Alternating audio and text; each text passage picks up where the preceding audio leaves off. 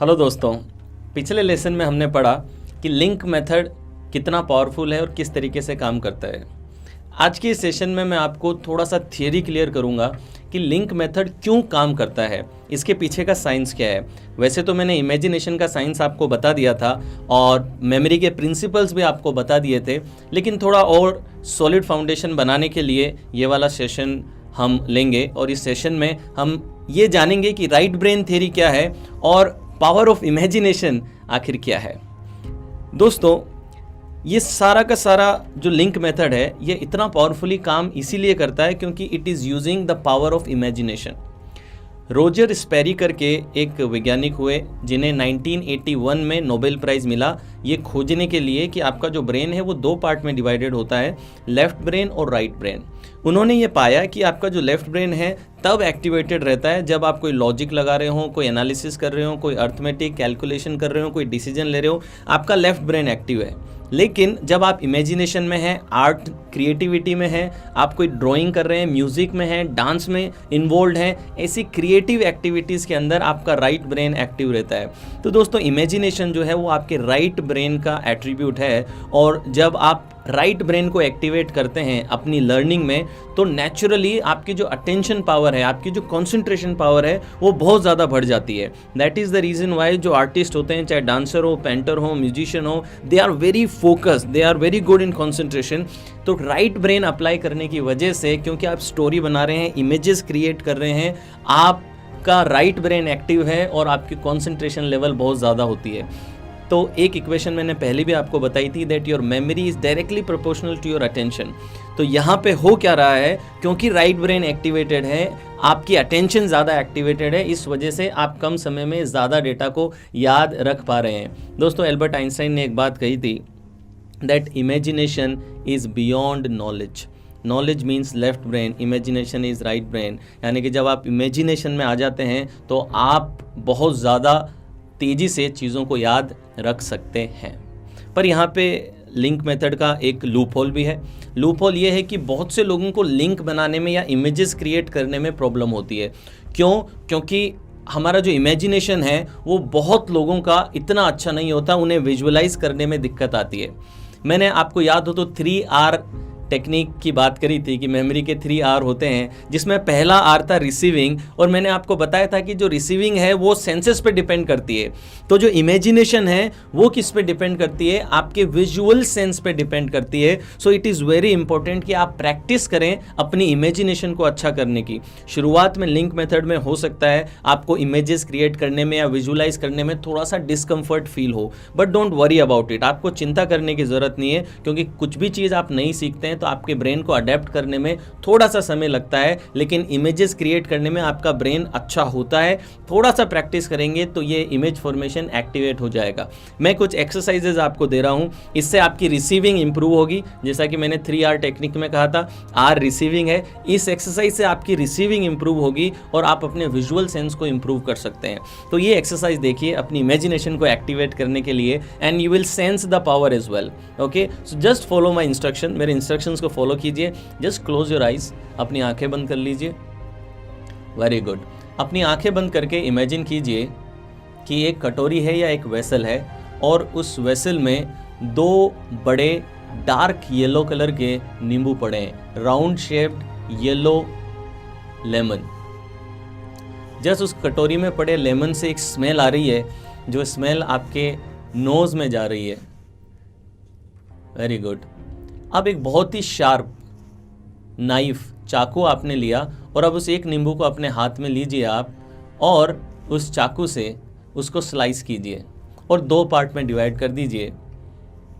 Very good. अब जो एक पार्ट है, उसका जो हाफ पार्ट है, उसको अपने नोज के पास जरा लाइए and just smell how it is smelling. Very good.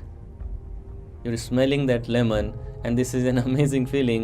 And now squeeze that lemon. Imagine कीजिए आप अपनी टंग बाहर लेके या अपना मुंह ऊपर करके उस नींबू को स्क्वीज कर रहे हैं, और स्क्वीज करके जो लेमन का जूस है वो आपकी टंग पे गिर रहा है, and that sourness is there and you're feeling that taste. Very good. What happened? You started to salivate. जैसे ही आपने इमेजिन किया दैट लेमन इज़ देयर, उसकी स्मेल इज़ देयर, एंड जैसे ही आपने उसके अपनी टंग पे इमेजिन, एक्चुअल में नींबू नहीं है लेकिन आपने सिर्फ टंग पे इमेजिन किया और आपका जो सलाइवरी ग्लैंड है वो एक्टिवेट हो गया और आप सलाइवेट करने लगे।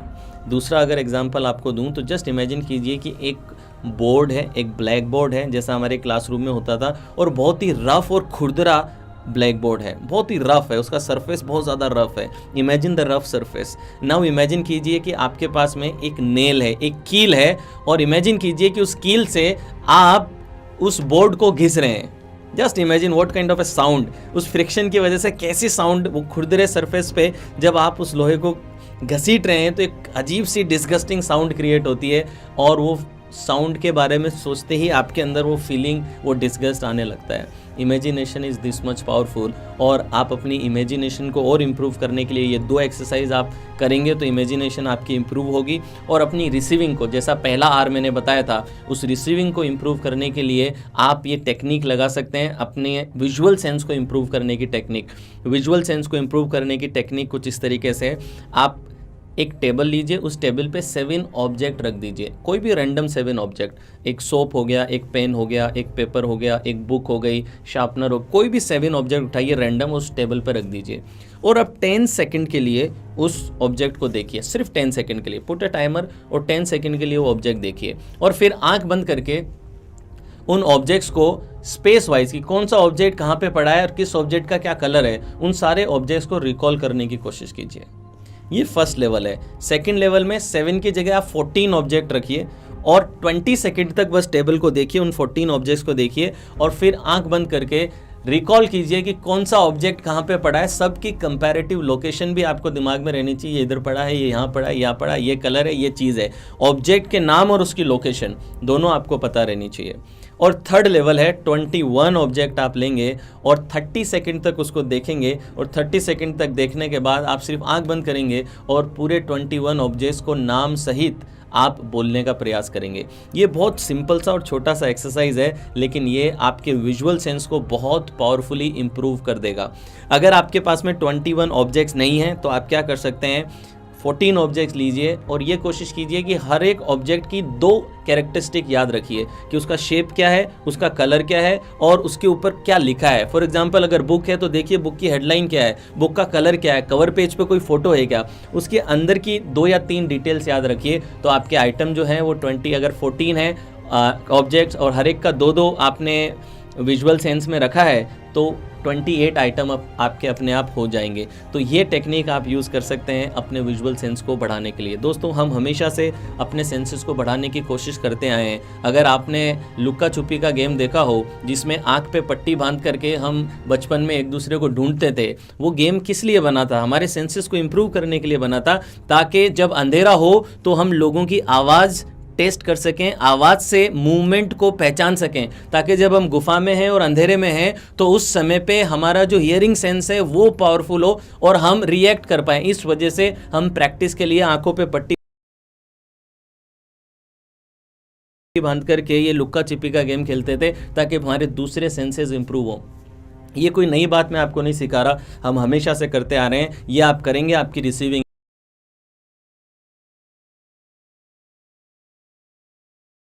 इंप्रूव होगी। दूसरा आप क्या कर सकते हैं, right now you are seeing me, right. अपने विजुअल सेंस को इंप्रूव करने के लिए आप इमेजिन कीजिए कि मुझे उल्टा देखिए, जरा मुझे 360 डिग्री पे रोटेट कर दीजिए और फिर देखिए कि मैं कैसा लग रहा हूँ। Very good. इमेजिन कीजिए कि आपके घर के शायद पंखे पे बैठ के आप मुझे देखेंगे तो मैं कैसा लगूंगा, या फिर मैं अगर पंखे पे बैठा हुआ हूं तो मैं कैसा लगूंगा। अलग अलग एंगल्स में आप मुझे देखने की कोशिश कीजिए। कभी उल्टा कर दीजिए, कभी एक सोच लीजिए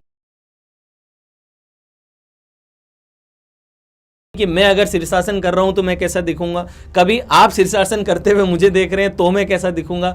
एंगल्स बदल दीजिए, कभी मुझे उल्टा देखिए, कभी आप उल्टे होकर अगर मुझे देखेंगे तो मैं कैसा दिखूंगा, ये देखिए। कभी आप ऊंचाई से मुझे देखिए तो मैं कैसा लगूंगा, और कभी ऐसा देखिए कि मैं ऊंचाई पे हूं और आप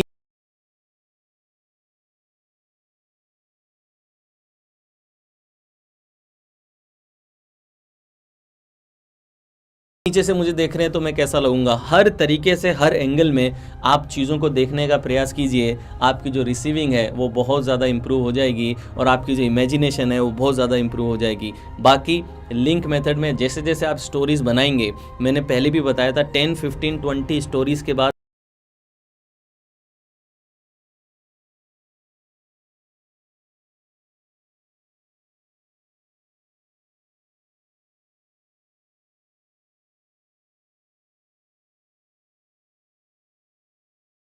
देखेंगे कि आपकी जो स्पीड है वो बहुत ज़्यादा तेज हो जाएगी। फटाफट आप लिंक बनाना शुरू कर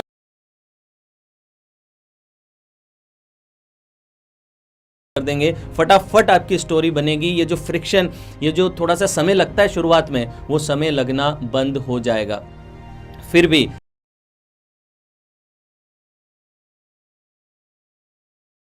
अगर आपको लगता है कि लिंक मेथड आपके लिए बहुत ज़्यादा डिफिकल्ट है, तो मैं फ्यूचर में आपको और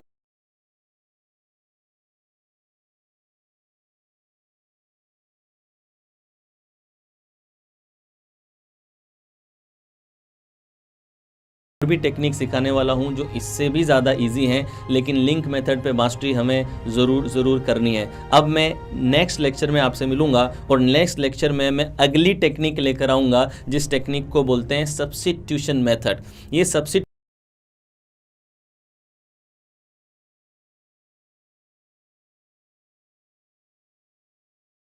मेथड मैं आपको नेक्स्ट क्लास में सिखाऊंगा। Thank you so much. I will see you in the next class and make sure जो असाइनमेंट मैंने दिए थे, जो लिस्ट आपको दी थी पिछली क्लास में, उन सभी लिस्ट पे आप असाइनमेंट करें, उस पे एक्शन लें। मैंने पहली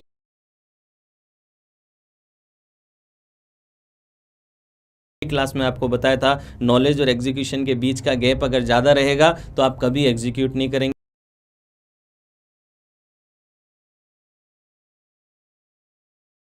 नॉलेज पावर नहीं है, अप्लाइड नॉलेज पावर है। सो मेक श्योर इन टेक्निक्स को आप रियल लाइफ में अप्लाई करें। Thank you so much. Once again I will see you in the next class. Bye bye.